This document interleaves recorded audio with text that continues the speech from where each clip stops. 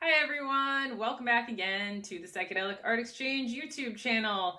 We come to you in the middle of our brilliantly titled Rock Concert Posters and Programs Specialty Auction and are going to step away for a second from posters to do a dive into many of the vintage programs we have in stock right now. Lots of these come from pretty legendary shows and times in rock music history, and although they might not be as outwardly exciting and attractive and appealing as posters, I think that if you're a rock music fan, you'll probably agree that they're amazing pieces of memorabilia. So let's check them out. Yeah, I mean, this is an essential part of the story because at when Bill Graham opened the Fillmore East, he only used posters to promote a handful of shows, and some of these posters are painfully scarce. The Who poster and the Big Brother, which is the number one, they're very difficult posters. Um, but the programs were made for every show. It was a theater, so he Mm-hmm. wanted a playbill style advertisement, and he was also advertising in the posters, and bills were over town, but they didn't rely on the posters like they did in San Francisco. It was his New York thing, and it was the East Village. It was Bill Graham. He had business cards where his office was at Ratner's Delicatessen, which was this dairy restaurant that was legendary, classic place with the waiters in the gold jackets that were surly. And anyhow, the Fillmore East was responsible for so many highlights of the golden era of rock and roll, and these are the best remaining artifacts from some of those shows. So yeah, I mean, they're interesting. I mean, the ads are terribly interesting, but it's really about the performances that went on at the Fillmore East. So and we have a couple other little treats in here, but let's just start with I guess the top one, which is Band of Gypsies. I mean, this was Hendrix after Electric Ladyland, where he got he was tired of Noel Redding, I think, and he was starting to branch out, and he played these shows with Buddy Miles and Billy Cox, and the legendary New Year's Eve shows. And this is the program for it was a recording. Hendrix fans completely understand this, but this is come on, Jimmy. All right, so Yeah, it's crazy. yes, and then A lot of them will look the same, but well, actually, this is one of the ones that I mean they had a couple different program cover designs throughout I the think every year it changed. yeah, and this was the final shows in gold. So this is, I mean, it's the Allman Brothers that closed the place down. This isn't the shows where they recorded the Fillmore East album that we all know them by, but this was the closing night, and it was a big deal. Um, anyhow, moving right along. Yeah, here's another cover design, and this one, what did I pull out here? Hold on. This is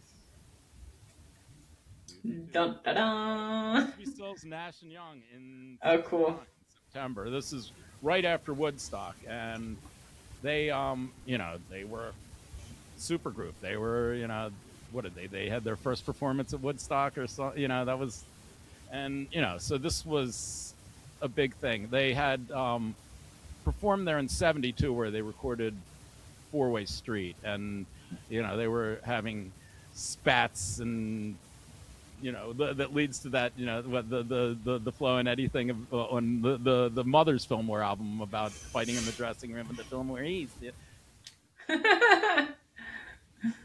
So what do we have after that? We have all right, the Who at Tanglewood. Bill had shows at Tanglewood, which was in Massachusetts. It was the Mhm. summer home of the Boston Symphony. This poster is scarcer than hen's teeth as well. But yeah, this is the Who at the top of their game, and this was, legendary show. Awesome. Love What that. else? Yeah, moving right along. Another one. Another one, and this is This is for the mothers in 1970. Now this wasn't the show where they recorded the Fillmore album, but this was a very short-lived Zappa band. It was after he had fired his band around. He had fired the Mothers and then went on to make 200 Motels, and this is sort of a put together band of like the 200 Motels band before Flo and Eddie. This band only had like 6 performances. So again, if you're like Mm. a Mother's Zappa geek, this is the real program is the one where they recorded the record with Flo and Eddie, which is essential, at least in my mythology. Yeah, I have a personal tie to that because you handed me the bootleg CD or whatever. Like, it wasn't. I wasn't that young. I was probably in college, and I still have it.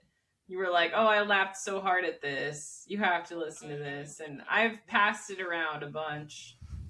It's funny. I remember hearing that record through the walls when I, had an older brother, and I didn't understand any of it. I didn't know what a groupie was. I mean, all of it was way over my head. So, like, when I finally got it, it was rolling. It's one of the best comedy uh, records and great music too. The Flo and Eddie, it's just the top of that Flo and Eddie period. So that's why I Yeah, was thinking a Mother's Piece. So, of course, and always. all right. Well, and then obviously we have to end on the good old Grateful Dead, and this is a program from their 71 shows that were legendary. This was where they recorded.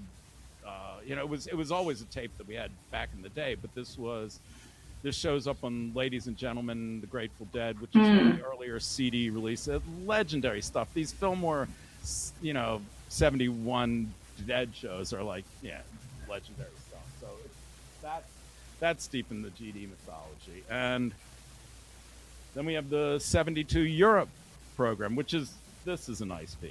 And this one is in nicer condition than any of the others. So this is, It's cool. We've never sold that before, and it's sort of a weird design. Like, I'm not really sure what the cover is all about with the bottles and everything. medicine bottles, maybe a reference to LSD. Who knows?